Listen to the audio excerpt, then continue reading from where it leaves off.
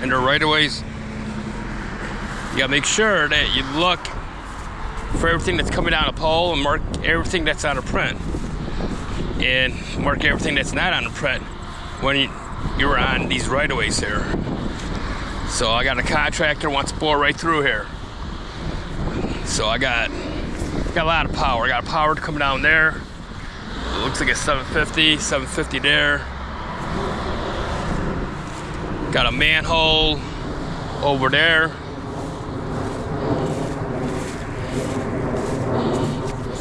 Got another 750 right there. So it's very important to do a visual scan to see everything that's coming down so you don't miss one power line, because these power lines can feed up to 10, 20,000 people. So I don't know how they label it 009. So I can look for 009 on the print to match this manhole. I bet you they're probably showing it to be on the north side, but it's actually on the south side. This pole here, brand new 750 line, looks like might be going into the stock package, then crossing the road. So the number I'm looking for off the print, I'm gonna match it on this pole and see if this is my first hookup spot.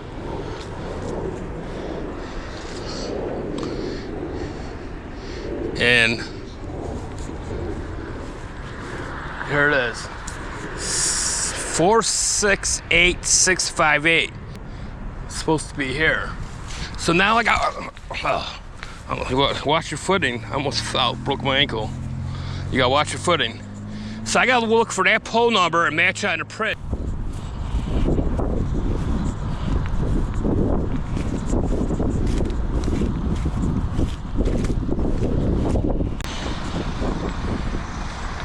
See what pole number this is so I can put myself on the print right. So this one here is 120333.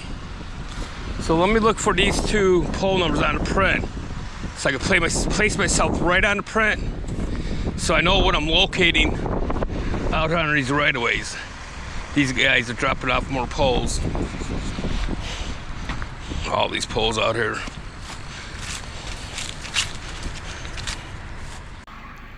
So it looks like in this mess here, this must be my manhole 009, double lead, and then this pole 658 must be my pole going to the switch that's out there bypassing this manhole. So I got two runs, and this is 120333.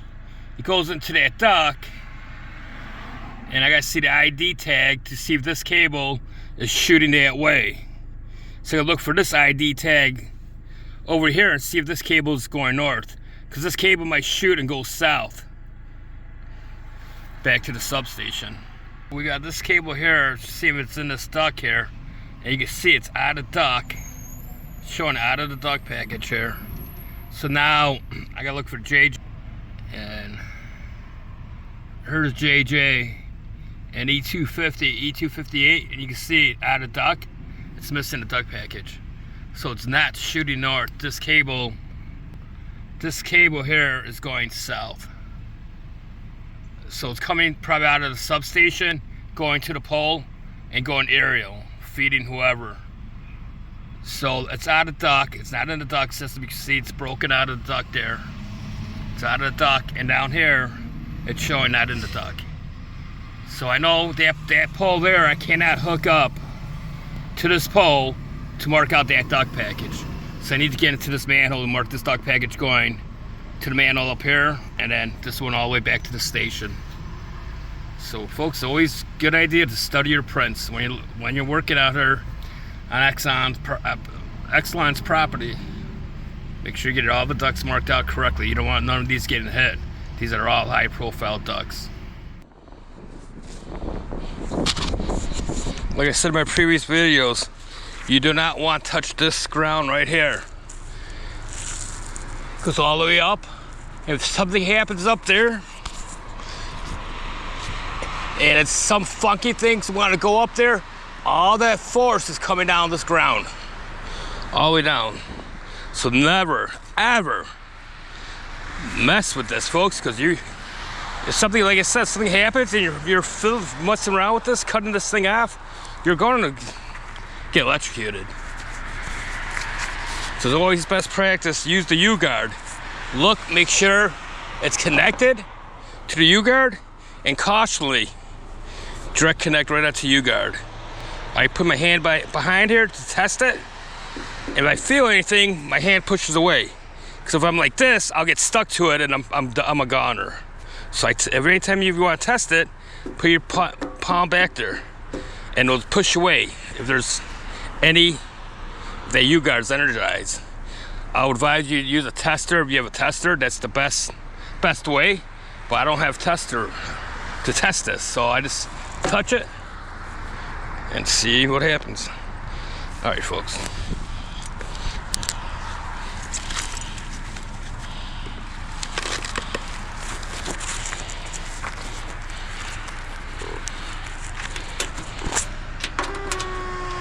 All right, cautiously.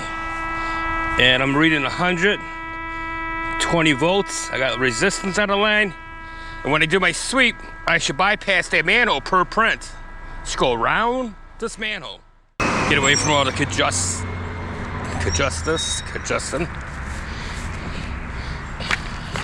Here we go, folks.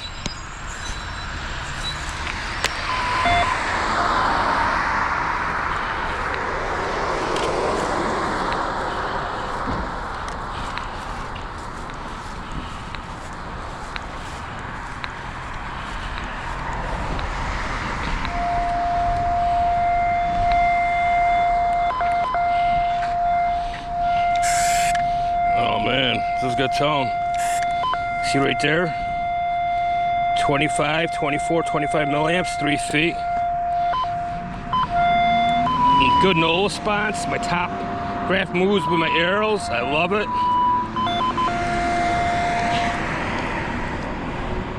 Bars go all the way down. So I know my line's going running this way, because bars went down and it's aligned with this. So that's how I know my cable is running that way. The print's right, it bypasses the manhole.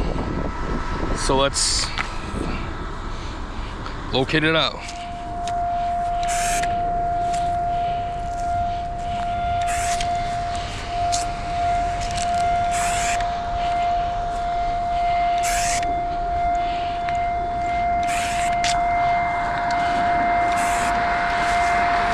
See, somebody had this one marked right on his old mark.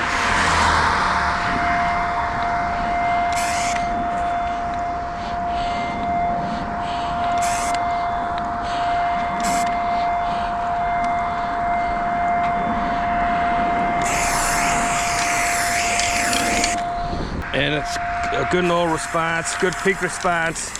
This is the first time in a long time something tones out good.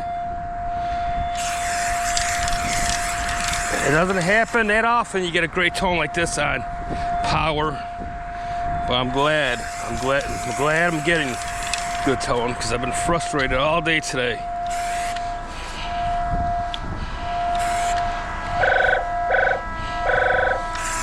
So that alarm going off is telling me this cable's shallow right here. Something's happening here. Let me mark this out and investigate. Wondering something's going on in this manhole.